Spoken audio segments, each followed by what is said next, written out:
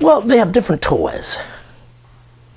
There's a lack of discipline. Now, in my home, most of us, you had some kind of a breadwinner. If it was a grandparent, somebody, people were there. There was a mother, father, and we didn't have much recreation. So our greatest recreation was also our worship, church. Now you got so many things going on every day, and you would meet everybody at church. Because if you didn't go to church, you didn't get to do nothing. So that was important. Today we got so many things competing for our time. Back then it was either work and church, and that was it. We had chores. Yeah, we had. Oh yeah, sure we had chores. You had so much chores.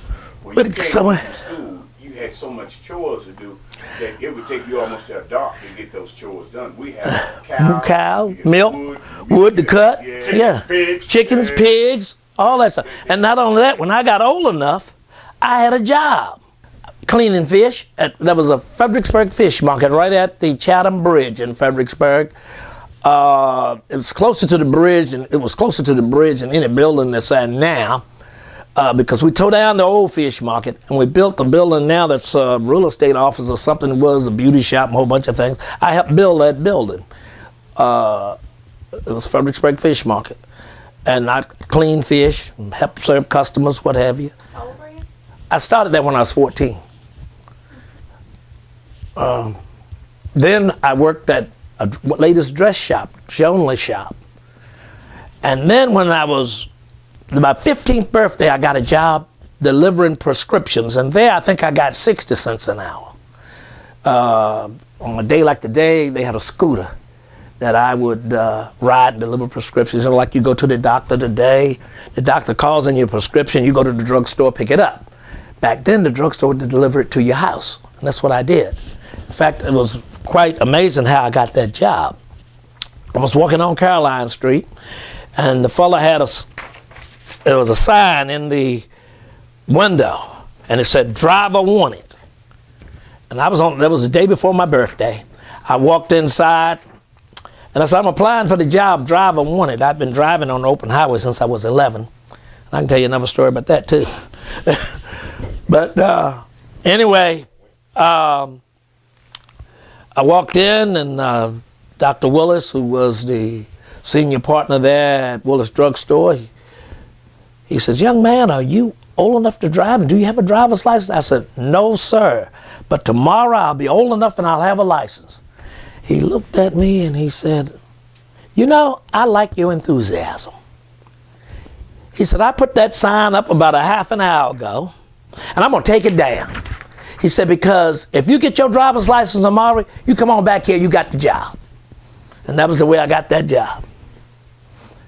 My second driving job, now I did a little bit of everything. I mean, I was not afraid of work.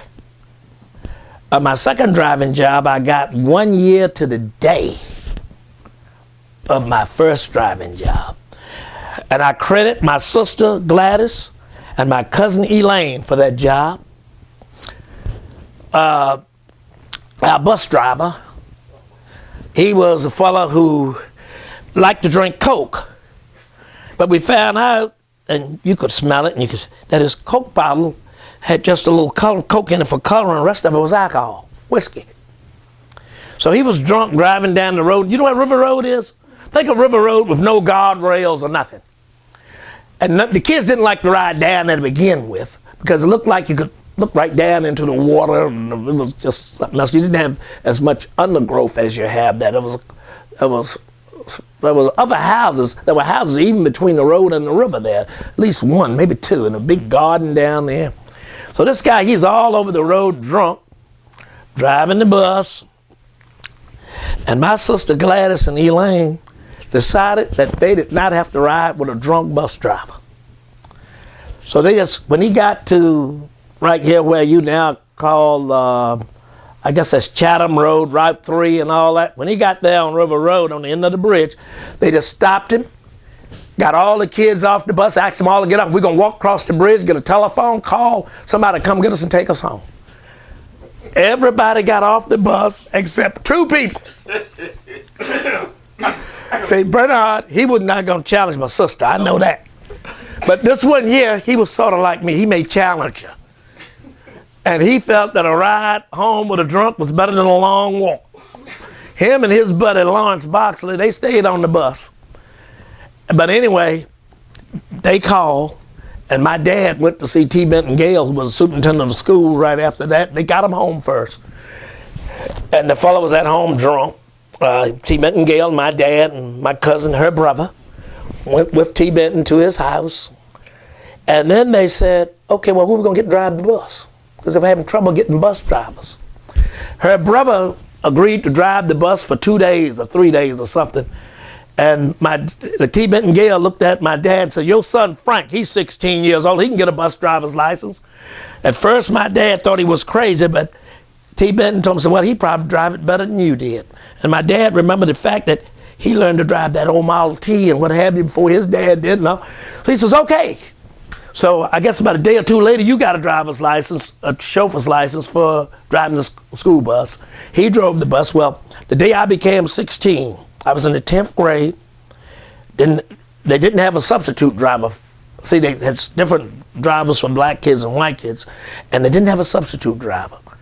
So my 16th birthday, they pulled me out of school and sent me to DMV, and I got a chauffeur's license. I drove the bus back to school, had a load of 70, leaving what is called Stafford Training School.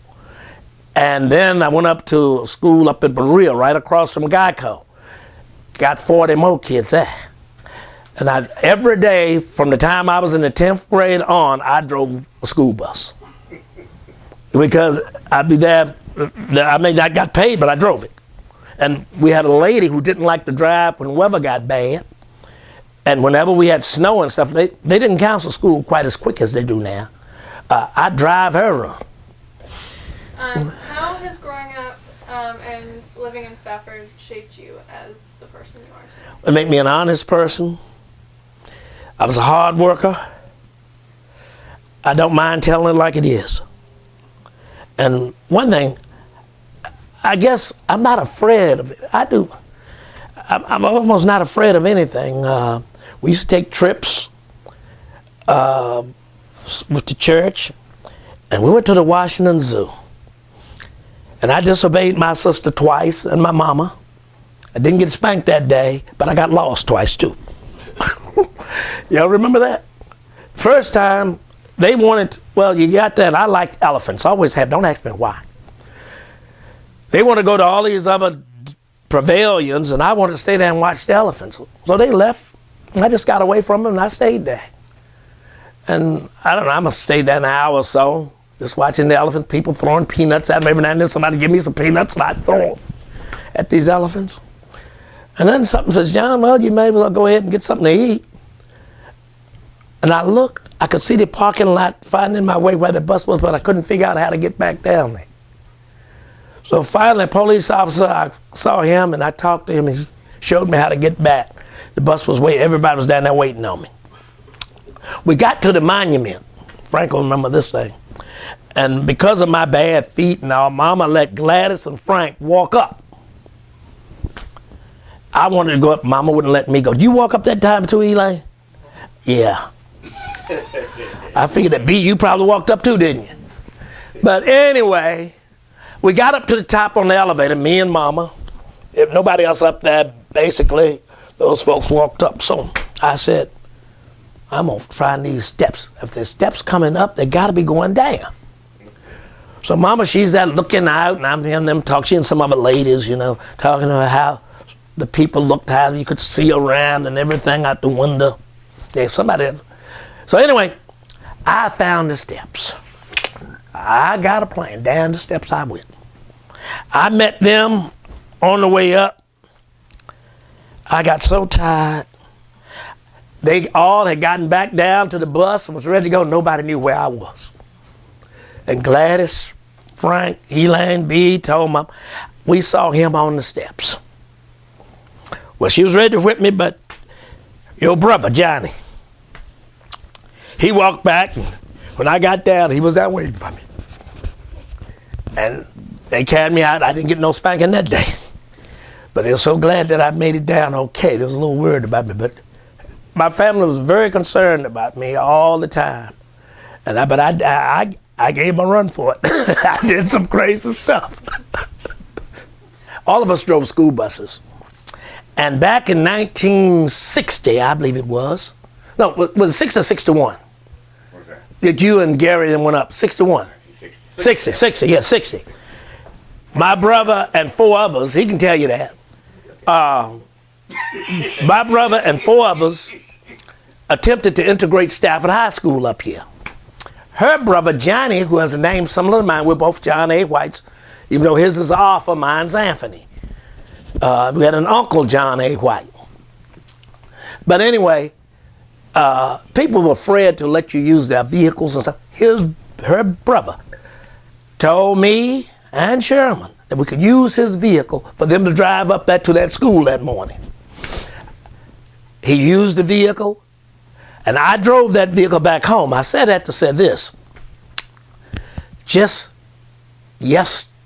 Saturday, in the parade, the Stafford County's 350th anniversary parade from Stafford Hospital down to Brook Point, we used Johnny's truck in the NAACP. So the whole family contributes. It's not just one person. These stories go back, and we took care of one another. We helped one another. If one of us hurt, all of us hurt. That's the type of love that my family had.